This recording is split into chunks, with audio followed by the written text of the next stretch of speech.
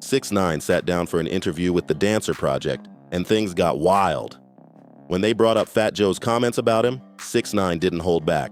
He straight up exposed Fat Joe. Fat Joe said that Fat Joe's a Lean back. We've been leaning back for 20 years, man. Like, he said you crowned yourself the rat leader and you wrote the 48 laws of snitching. In this video, we're diving deep into everything he said and breaking down the accusations one by one. I fact-checked it all, and guess what? It's completely true. Let's hit pause for a second and rewind to everything Fat Joe's been saying about 6ix9ine over the years, because he's been on this man's neck nonstop. From interviews a few years back to just last month, Fat Joe's been throwing shade and calling 6ix9ine out in every way possible. We've got clips from his sit-down with Mav Hoffa where he disrespected 6ix9ine by name, and even more recent ones where he keeps going off. For sure. How did you feel after warning Tekashi? Because I saw it when you sat with him. And I was like, Joe is trying to put him on right now, and I'm gonna just be honest with you. Damn, you went there? Yeah, I went there. This is a sucker. He's a sucker.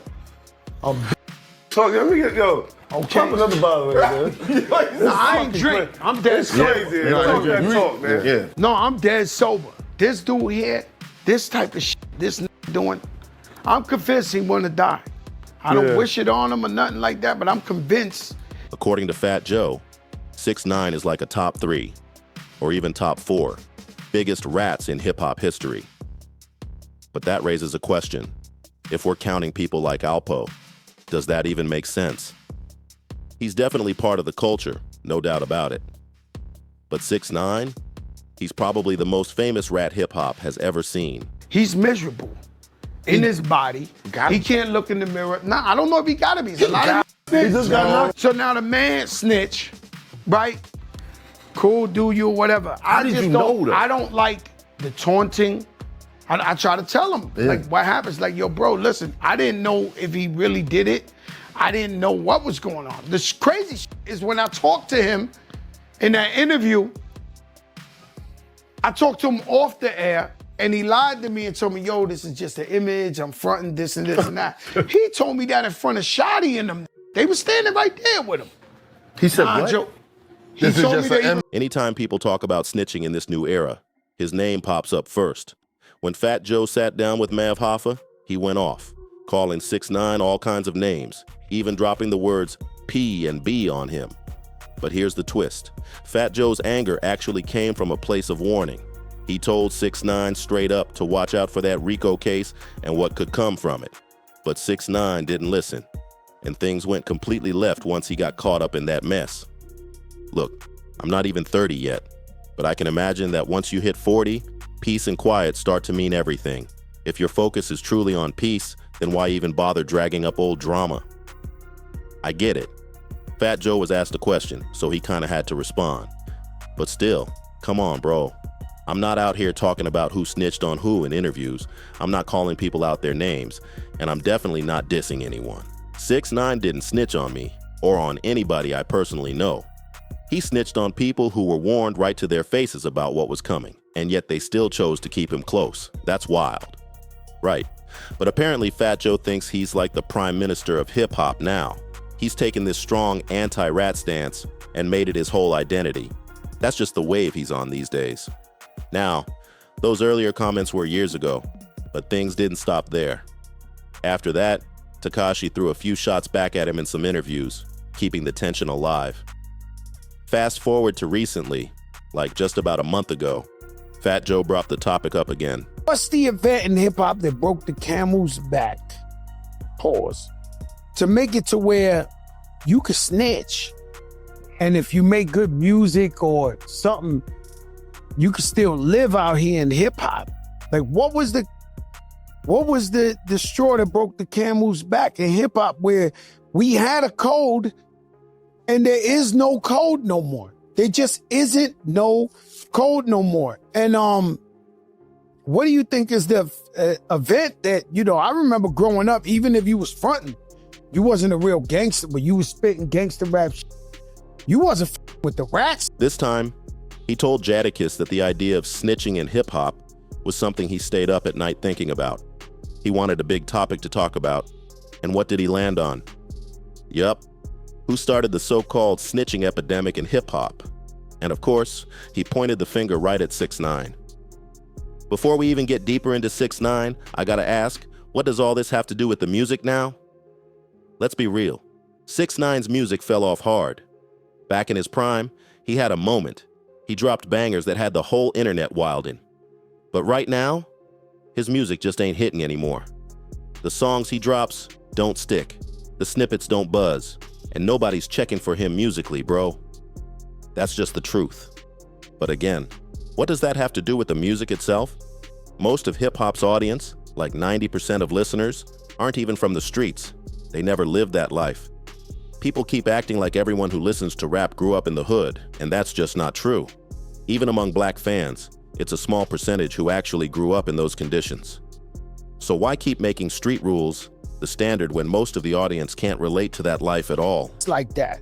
Right now, this Too many of them. sold out concerts. I don't think you can escape them. They're all around. They're like New York City rats. Humans. It's rats everywhere. And everywhere is everything, you know. Too many Fredos, not enough Michaels. That's a fact.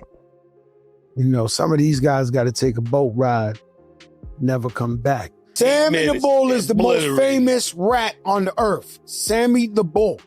Then you came Alpo, guy everybody looked up to, charismatic, Harlem fly, Louis Vuitton. Let's keep it real. More black folks grew up outside the hood than in it, and that's just facts. So if most people listening to rap aren't street dudes, then why should the street code even apply to hip-hop anymore? It makes no sense, bro. Go to any major rap concert this year and look around. Most of the crowd ain't from the streets. Honestly, about 70%, probably closer to 80 or 90%, are non-black fans. Let's be real. If I crown myself the rat leader, he crowned himself as the cap leader. He didn't rob no 50 at no gym. That yo, bro, I'm not gonna lie, bro. Which one's my camera? That one? Yeah. This one? That one? Yeah, Fat Joe, you're a like you're. I'm not even gonna lie. You're a captain of the cap. Like nobody believe. Even your co-host, who's Jadakiss, don't believe you. Every time you say a cap, that like, like.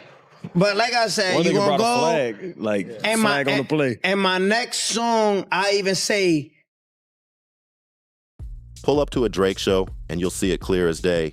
90% of the people there aren't black and definitely didn't grow up in the hood. So why should that whole street rule book still matter in the music scene?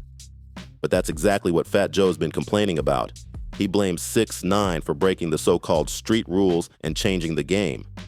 And the wildest part? 6ix9ine clapped back in the most savage way possible. I be spitting so much facts that I make jokes to distract. That's the next bar in my song. Don't like the truth, so y'all make jokes to distract. We know this lying, right? All right, yo, listen to me. Listen to me. But there's a lot of people that say he ain't lying. He ain't lying? Yeah. All right, which one's my camera? If Fat Joe is not lying, the next person on the Dance Project, bring Big Pun's son. Bring Big Pun's son on the Dance Project. Instead of denying anything, he owned it. He stood on what he did and flipped the spotlight back on the hypocrisy. He exposed how fake that code really is, and he did it all on camera, bold and unapologetic. Fat Joe's been out here preaching that real man code, talking about honor, morals, ethics, integrity, and principles. But 6ix9ine flipped the script and ripped that whole image apart. He exposed how Fat Joe can't keep talking about integrity and principles when he's got his own situations that don't add up. And that's exactly why 6ix9ine brought up Big Pun's son. See, Fat Joe's always talking about loyalty and street ethics, but by those same rules, isn't it supposed to be solid to take care of your fallen homie's family?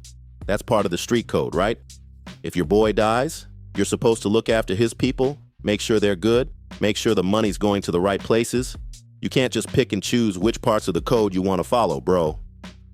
And that's where 6ix9ine hit a nerve, because according to him, Fat Joe hasn't exactly been living up to that when it comes to Big Pun's family. So when she came to me and told me that, we did 2 projects and we got her, not us, we didn't take $1, we got her $1 million for her and the family.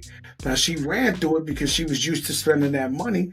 She comes back, I write her a check out my pocket, boom, and I'm like, yo, it ain't no. They've been accusing Fat Joe for years of holding back money that rightfully belongs to Big Pun's family.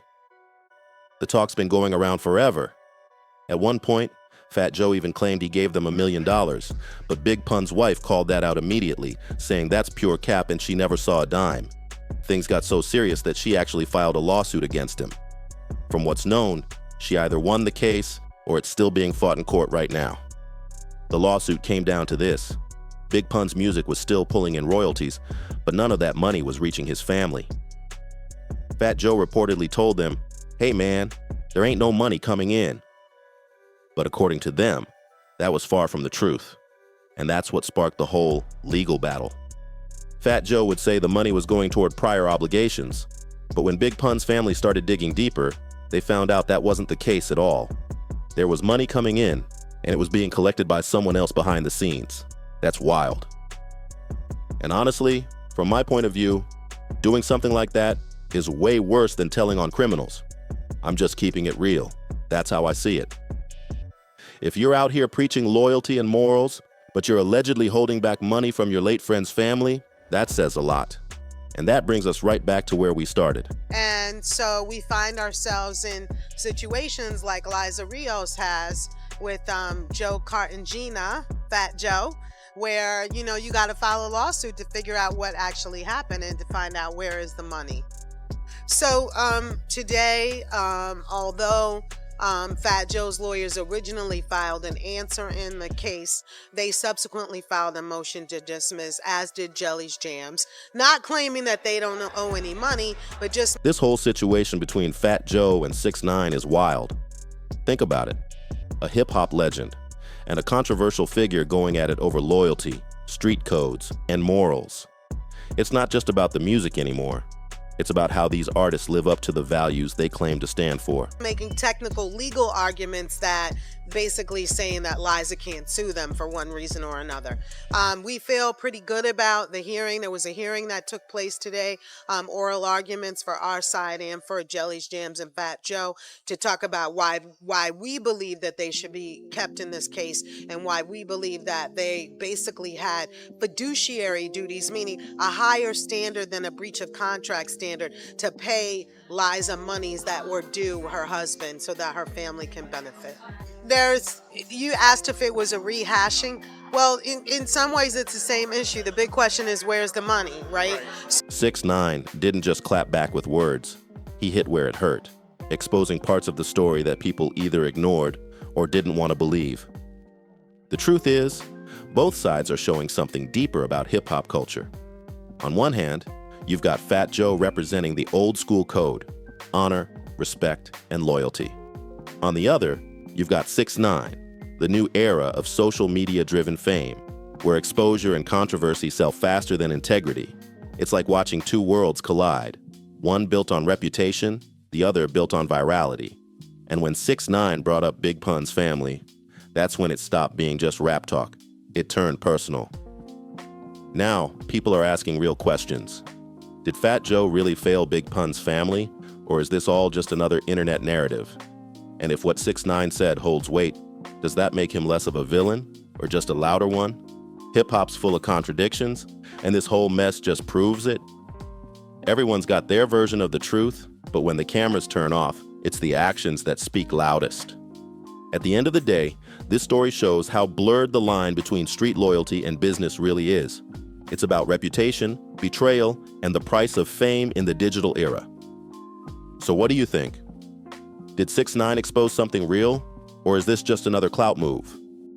Drop your thoughts in the comments. And don't forget, hit that like button, subscribe, and turn on the bell so you don't miss the next deep dive, because the next one is even crazier.